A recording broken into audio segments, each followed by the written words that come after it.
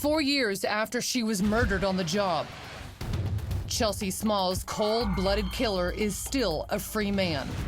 We've gone through hundreds, and I mean hundreds of tips. With the case now growing cold, detectives are revealing a critical piece of evidence to Crime Watch Daily they've kept secret until now.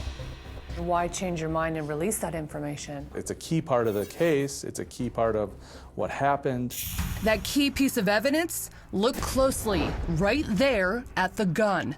The killer used a silencer during the shooting. Never once have I seen a suppressor used during the course of a robbery. I've never seen one in a case, and nobody around here has.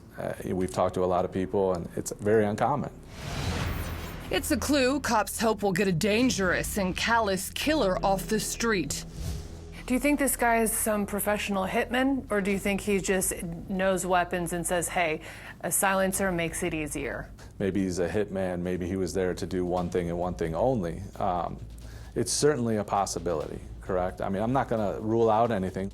Using an item like that suggests to me that she was an intended target, and that was the #1 goal. Or somebody within the business was an intended target.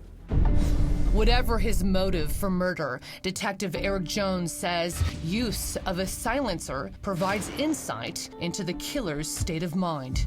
His state of mind is, if I want to rob this place, I'm going to do whatever it takes to rob this place.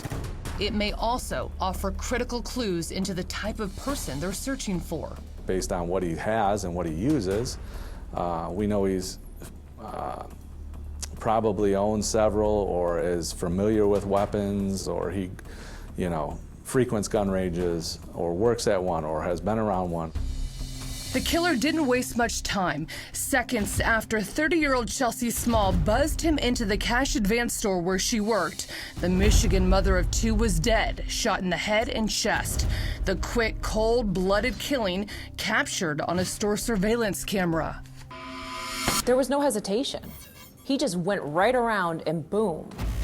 The killer then briefly searches the Advanced America store, stealing a small amount of cash from the register. Then he's gone, in and out in 60 seconds.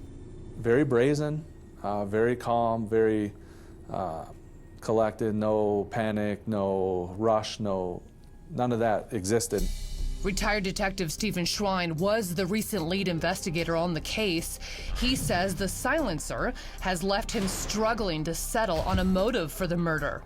Do you feel he came to kill her, or was it to rob that store? I'm usually pretty good at getting off the fence and picking one side or the other. And it's tough for me to stop straddling this fence. But investigators say Chelsea had no known enemies, and nothing in her background indicated she was living in fear or that someone would want to harm the mother of 2, let alone kill her.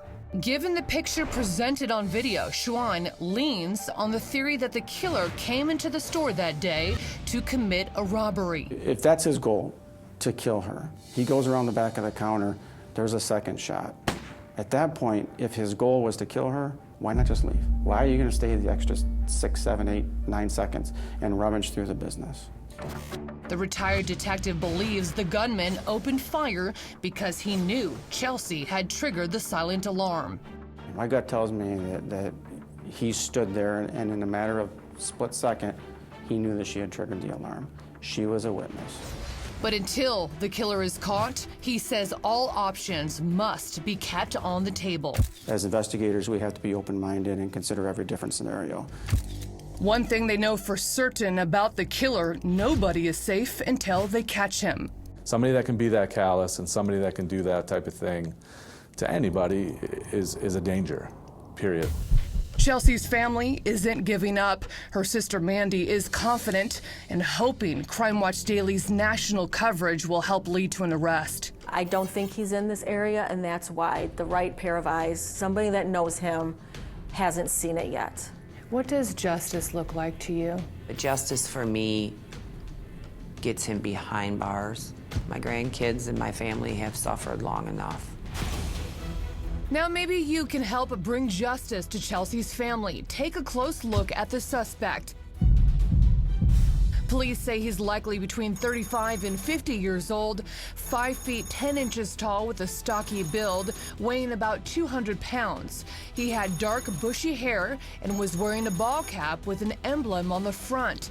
Detectives believe his unique work-type clothing might trigger someone's memory. When we look at the video, we see probably some sort of work boot along with some sort of work pants. On the one side of his pants, you can see maybe it's like a white tag, like some sort of work pant, where if you worked at a business that issued work pants for people, employees, they have their tag number on it for dry cleaning purposes or something like that.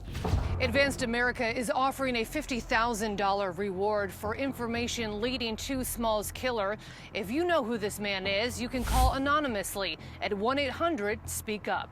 I'm Chris Hansen. If you like this story, make sure you tune in every day to Crime Watch Daily.